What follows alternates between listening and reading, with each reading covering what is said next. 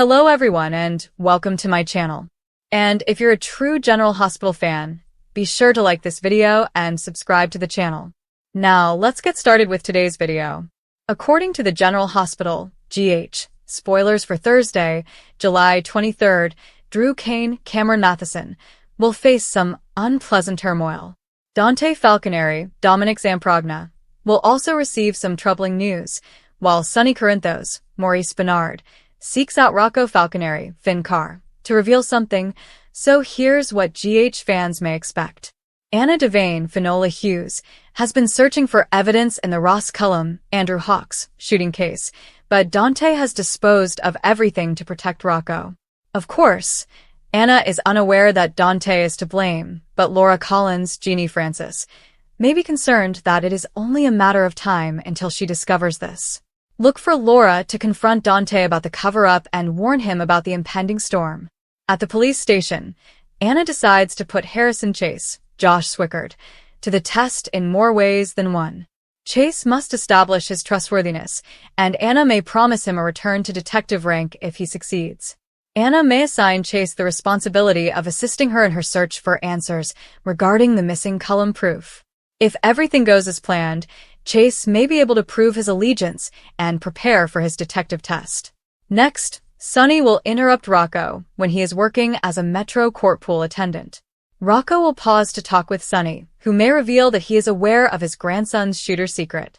Sonny may point out that Rocco could have contacted him immediately away and vow that he is always eager to assist when Rocco is in over his head. Willow Cain, Caitlin McMullen, will put an end to Nina Reeves, Cynthia Watros, unsettling Drew proposition at the Coeur d'Alene boathouse.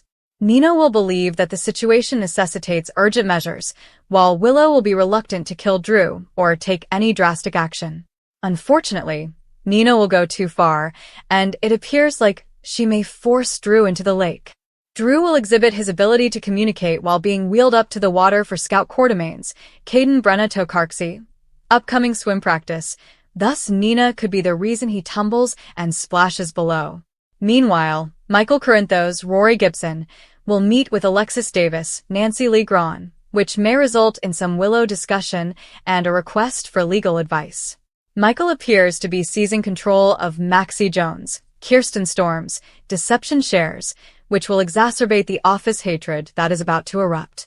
Tracy Quartermain, Jane Elliott, will argue with Lucy Lynn Herring about Maxie and her concerns that Lucy is exploiting James West's, Gary James Fuller, current sorrow, but Michael's surprise will disrupt the corporate game. General Hospital spoilers claim Michael will make a significant announcement soon, so stay tuned. The sun hung low over Port Charles, spreading long shadows across the Coeur d'Alene estate as Drew Cain strained against the straps that held him to the wheelchair. His mind was a cloud of jumbled memories and growing panic. The paralytic Nina had injected was wearing off unevenly, leaving his limbs twitching with irregular control and his speech returning in halting bursts. He could feel the cold wind off the lake from the boathouse and hear the distant laughing of children getting ready for Scouts' swim practice. But below it all was anxiety, raw, unwavering terror that this may be the end.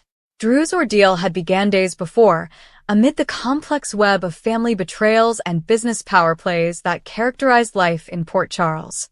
Willow, his wife in name but not in heart, had become increasingly desperate. Nina, Willow's manipulative grandmother, had instilled doubt and worry in her about Drew's control over the children and the family fortune. What began as whispered fears grew into something much sinister. Nina's bizarre strategy was not just about control, but also about elimination.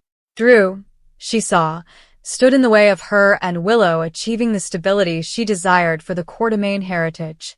As attendants pushed Drew closer to the water's edge for a therapeutic look at Scouts' practice, Nina hovered nearby, her face a mask of calculated concern. "Just a little closer," she said to the workers, her voice soft but steely. Willow had already rejected the most extreme aspects of Nina's proposal, refusing to kill Drew or commit murder directly.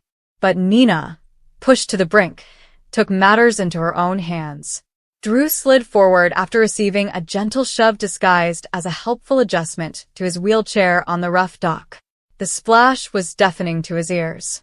Water swallowed him, cold and cruel, tugging on the hefty chair like an anchor. Drew's arms flailed weakly, his legs kicking in ineffectual spasms as the paralytic struggled with his regaining strength. Bubbles rose around him, and his lungs burned as he struggled to the surface. Memories flashed back, his time in the military, his betrayals with Jason, and the complicated love he had with Sam before her death. He was not prepared to die in this manner, betrayed by family, in a lake on the estate that should have been his shelter. Above the surface, chaos broke out.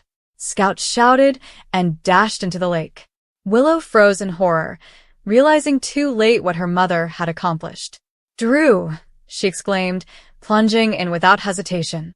Nina stood back, pretending to be shocked, but her eyes revealed a gleam of delight mingled with sadness. The personnel scrambled, tugging ropes and yelling for assistance. Drew's head momentarily broke the surface, gasping for oxygen before falling back under. His harrowing ordeal lasted what seemed like an eternity, minutes spent fighting currents, the drug in his system, and the betrayal that had brought him here. Rescuers eventually pulled him out, wheezing and sputtering, his body weary but alive. Paramedics flooded the boathouse as Willow hovered, tears flowing down her cheeks. "I had no idea she'd go this far," she whispered to him, grasping his hand. Drew, his voice hoarse, could only manage a faint stare. Their already shaky trust crumbled even deeper. Nina snuck away among the hubbub, but the harm had already been done. Drew's survival would result in inquiries, allegations, and a new level of court-domain warfare that threatened to swallow them all. Meanwhile, at the Port Charles Police Department, Dante Falconeri was dealing with his own escalating dilemma. Laura Collins had taken him to a secluded corner of the station, her look serious. "Dante, we need to talk about the Cullum case," she said, her voice low. Anna Devane had been tireless in her search for the missing evidence from the Ross Cullum incident. Dante knew where it had gone. He had destroyed it himself to protect his son, Rocco. Laura issued a clear warning. Anna was closing in. She still didn't have proof that Dante was involved, but the pieces were falling into place. The cover-up had escalated, involving lies to colleagues, falsified reports, and a web of protection that now jeopardized not just Rocco's job but also Dante's freedom. "She's pitching a deal to Chase," Laura revealed. "Testing his loyalty. If he helps her dig, it could lead right back to you." Dante's biggest problem wasn't only the prospective exposure, it was the moral weight that crushed him. As a cop, he had promised to enforce the law, but as a father, he felt obligated to shield Rocco from the consequences of a split-second decision made in a state of stress. Rocco was in over his head, caught up in events surrounding the shooting that no youngster should have to deal with. Dante had prioritized family over badge, but now the walls were closing in. Anna's tenacity, inspired by her sense of justice, made her a dangerous opponent. Chase, caught between devotion to his mentor and personal goals for detective status, may crumble under strain. Dante left his conversation with Laura with a sense of approaching doom. He paced the bullpen, his mind spinning with scenarios. Could he confess? Consider framing it as safeguarding the innocent. Or double down on the lies, risking everything? His relationship with Lulu, which was already strained due to secrets, was on the line. One false action may jeopardize his entire life, career, family, and freedom. The brewing turmoil promised interrogations, internal affairs investigations, and possibly even arrests. Dante Falconeri, the stand-up cop, was now living on borrowed time. The Metro Court pool had a lighter atmosphere on the surface, with families enjoying the summer weather and children splashing in the water. Rocco Falconeri, a pool attendant throughout the summer, meticulously cleaned lounge chairs. His thoughts, however, were far from the chlorine-scented routine. The remorse from the Cullum affair gnawed at him continually. Danny's inability to forgive him weighed heavy. Their once unbreakable bond was now in ruins. Rocco carried the secret like a stone in his chest, unsure how long he could keep it hidden. Sonny Corinthos approached with his signature swagger, dressed casually yet emanating the calm authority that distinguished him. He saw Rocco and motioned for a break. The two discovered a shady table away from inquisitive eyes. Sonny's expression softened when he stared at his grandson. "Kid, I've been where you are, he began, his gravelly voice bearing the wisdom of years in the mob. In over your head, making choices that haunt you. Rocco tensed, recognizing where this was leading. Sonny revealed the truth. He knew the shooter's secret. Despite Dante's efforts to keep it quiet, word spread through the family grapevine and reached the Corinthian patriarch. You could have come to me right away, Sonny murmured, leaning closer. I'm always here for you, Rocco. No matter how deep the hole. Family doesn't turn its back. The talk unfolded like a confessional. Sonny related anecdotes from his own past, including teenage errors, cover-ups, and the cost of loyalty. He pledged protection, finances, and legal maneuvering if necessary. But he also warned of the dangers. Secrets like this had a habit of erupting, harming everyone in their path. Rocco listened, tears welling up as the load eased gradually. For the first time in weeks, he felt seen, not as a failure, but as a young man deserving of mentoring. Sonny's spill was more than simply a revelation. It was an offer of partnership, a grandfather filling in the hole left by Dante's difficult situation. Even as relief flooded over Rocco, new conflicts arose. Meanwhile, Michael Corinthos met with Alexis Davis in her office, where they exchanged important information concerning Willow and the custody issues that were linked with Drew's dilemma. Michael's campaign for control of Deception shares threatened to spark office feuds with Lucy and Tracy, adding corporate drama to the personal fires raging across Port Charles. Drew lay resting on a lounge, enveloped in blankets, his body aching but his resolve firm. The frightening ordeal nearly killed him, yet surviving provided clarity. He would fight back, not just for himself, but for Scout and the life he was creating amidst the tumult. Nina's betrayal would not go unchallenged. Willow sat alongside him, torn between shame and lingering tenderness, as paramedics checked his vitals. Following his conversation with Laura, Dante pulled over to call Lulu. We need to talk about Rocco, he remarked with a sad voice. The major problem was no longer hypothetical, it was present and requiring action. Anna's pursuit loomed, with Chase's test serving as a potential turning point. And in the Metro Court, Sonny patted Rocco on the back. We'll handle this together, he said. The spill had created a new link, one that may potentially save the young man from the effects. Port Charles never slept, with its citizens embroiled in never-ending cycles of love, betrayal, and redemption. Drew's near-death experience, Dante's ethical balancing act, and Sonny's paternal intervention were all threads in a wider tapestry that promised more surprises, alliances, and heartaches in the coming days. As darkness approached, the lake waves calmed, but the undercurrents of contention raged on, threatening to drag everyone deeper into the maelstrom. Tensions in the bustling world of Port Charles reached a boiling point on this important Thursday on General Hospital.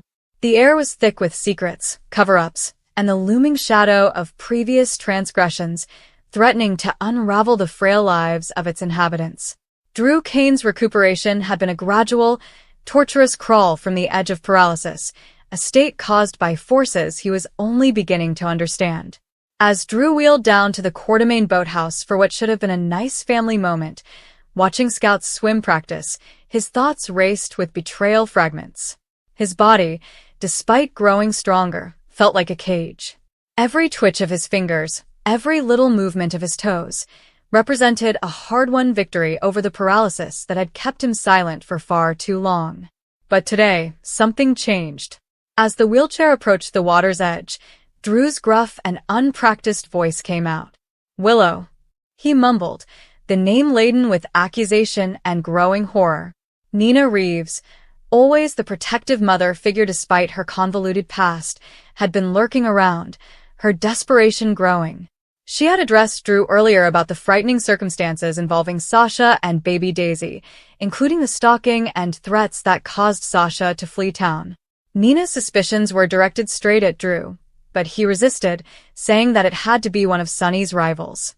Deep down, Drew was putting together a far more sinister puzzle.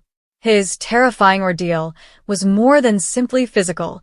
It was the emotional gut punch of understanding the woman he intended to marry could commit horrible deeds to guarantee her future. In her irritation, Nina pushed the wheelchair too hard, causing the wheels to catch on uneven ground near the lake. Drew lurched forward, splashing into the shallow waves with a shout that mirrored his inner struggle. Gasping for air, his limbs flailing in terror, he flashed back to blackmail tactics, faked medical tests, and Willow's unflinching allegiance in the face of unmistakable evil. Was this a mistake, or did Nina's desperate measures almost cost him everything?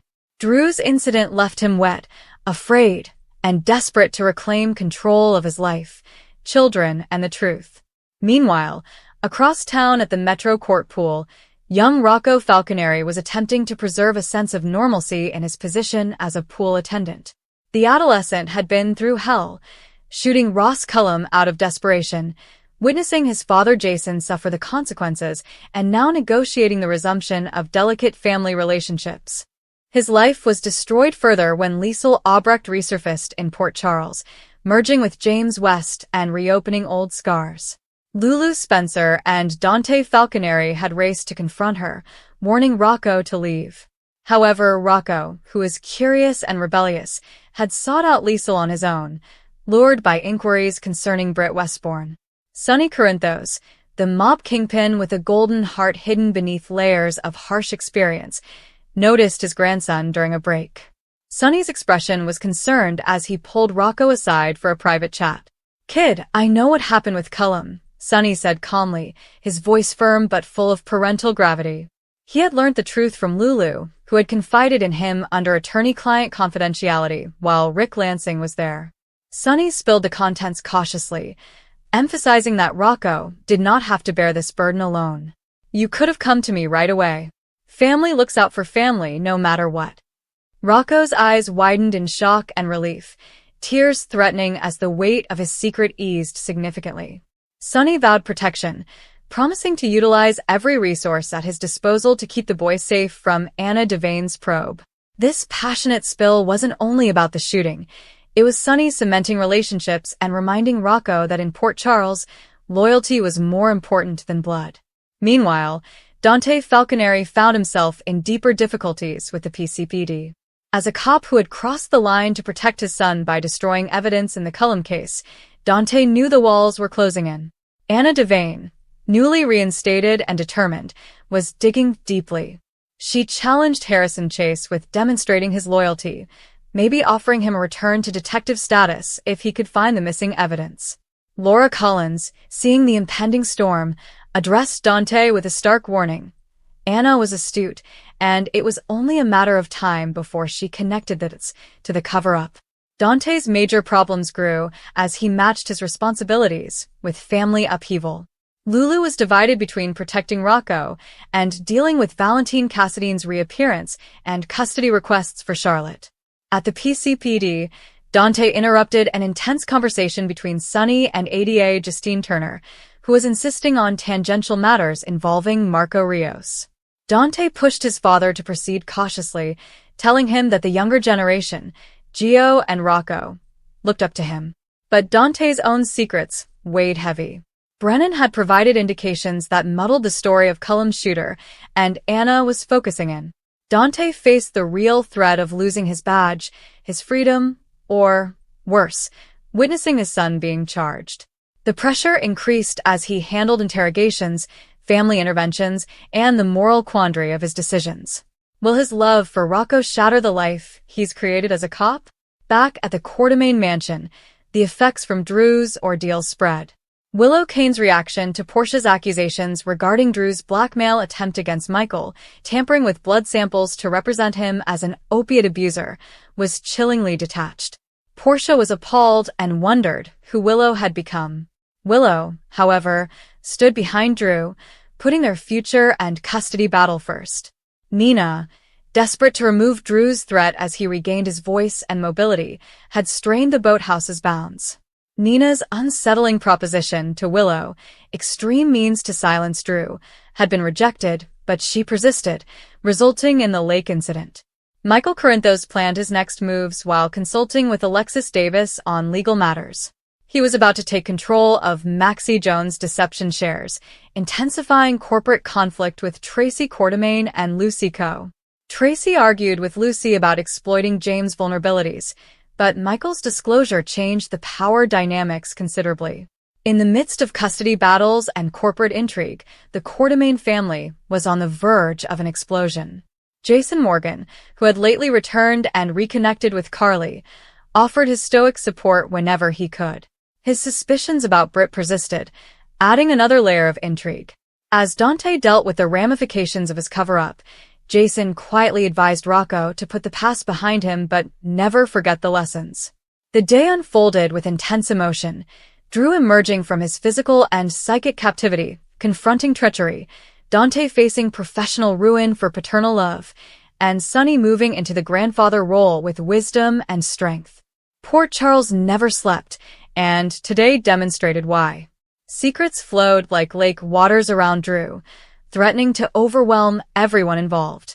Despite the tumult, relationships developed between father and son, grandfather and grandson, friends against the storm. As night fell, the residents braced for the next round of arrests, revelations, and reckonings that might forever alter family dynamics.